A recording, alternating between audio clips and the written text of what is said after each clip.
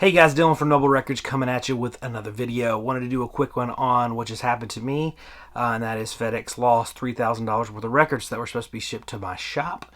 And I was going to tell you just kind of what we went through to try to get them back. We did end up getting them back. So if you're ever in this position, you'll know what to do.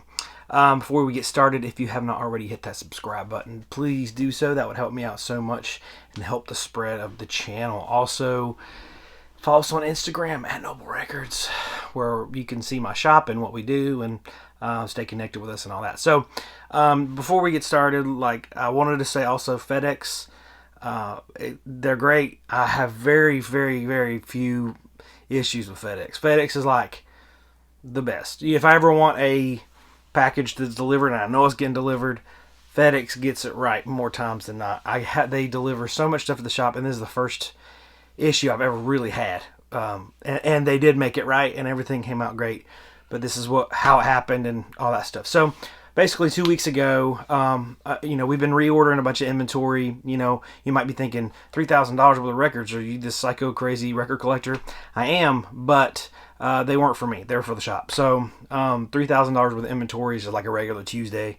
When you're reordering stuff from the week, you get a lot of reorders in, and those are really expensive. So $3,000 worth of records might sound like a lot, but it is. It's a lot of money and it's a lot to lose, but we do it on a pretty regular basis. So it's pretty standard. Ask anybody who owns a record store. It's common. You spend $3,000 to make $3,500, and that's just how it is. But anyway, so we got all these records coming in, and we were noticing that we get deliveries every day, but we were noticing some things were missing, and I was like, I could have sworn I reordered this, so I went back and looked, and sure enough, I had these 3 packages that were supposed to be delivered, and they never were. So I looked back at the tracking on these, and it said they were delivered, and they also had signature confirmation on them, and the signature confirmation said they were signed for by name on file.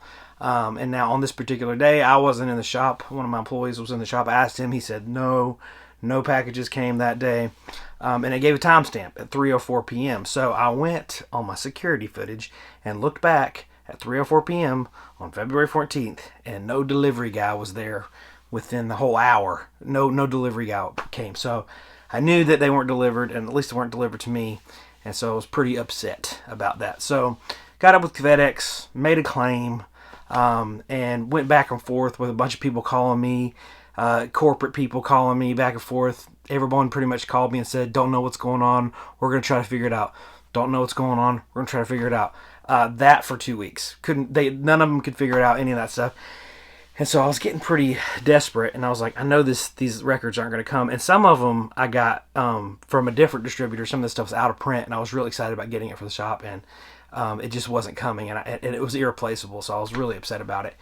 And so one day last week, my FedEx driver comes and drops off some packages, and I just explained to him, like, hey, this is what happened. I really want to get this stuff back. I have no idea where it's at. I've been calling. I said, what do I do?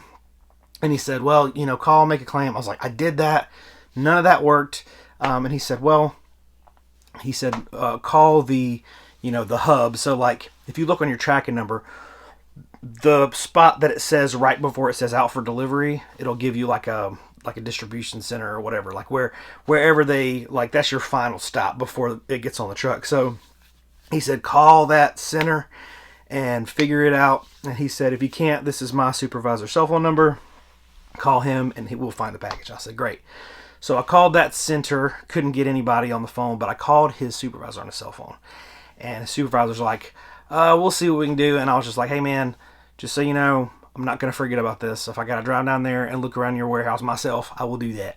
I'm not going to forget about this package. I need this stuff for my shop. I'm a small business. I really need these records. So he's like, all right, we'll figure it out.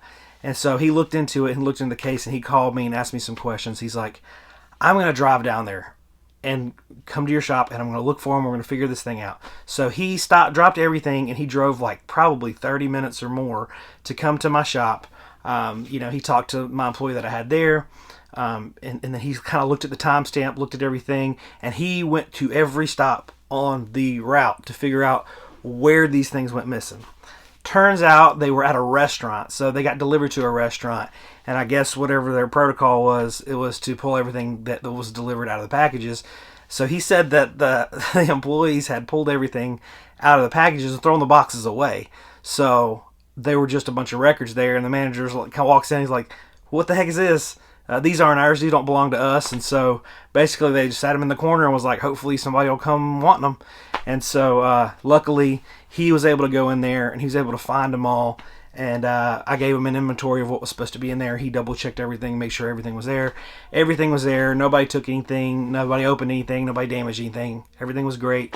And so he took them to my shop, delivered them, and all was good. So I got to say a big thank you to you guys for getting them back to me. But if you were ever getting that situation, talk to your driver. Just say, hey man, I'm not going to forget about this. We really need to figure this out. And then maybe they'll hopefully connect you to either their supervisor or the hub to where they can really get in the weeds and try to figure it out, because I will say FedEx had, as far as like the drivers and that manager and everything was concerned, they did an excellent job, and I got my records back. So I'll show you some records that actually were in the package that came from me. And if you've been following my channel, you know that I'm a nerd for the analog production stuff. So I had an analog productions package that I was really excited about. This is one, Along Came John Patton organ. This is a great one. They finally repressed, so that was coming to me, and those are really limited, so I was excited to get one. This is Leonard Skinner's Second Helping. This is the 45 RPM, 2 LP, 200 gram, you know, all the bells and whistles. Same with this. This is the Dave Brubeck Timeout. Same issue, kind of like 45 RPM, 2 LP. Miles Davis, 7 Steps to Heaven. Had this Freddie King, Getting Ready. This is one of my absolute favorite blues records. This is one I'm almost most excited about. This is Shaky Jake, Mouth Heart Blues. Great one.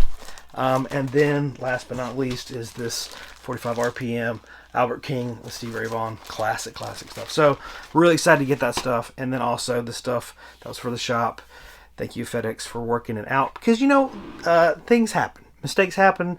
People make mistakes. What's important is that you correct the mistake when you make it, and they did a fabulous job of that. Thank you so much, and hope this never happens to you, but if it does, hope it works out like it did for us. Thank you all so much for watching this video. If you enjoyed it, hit that subscribe button and follow us on Instagram. We'll see you guys next time.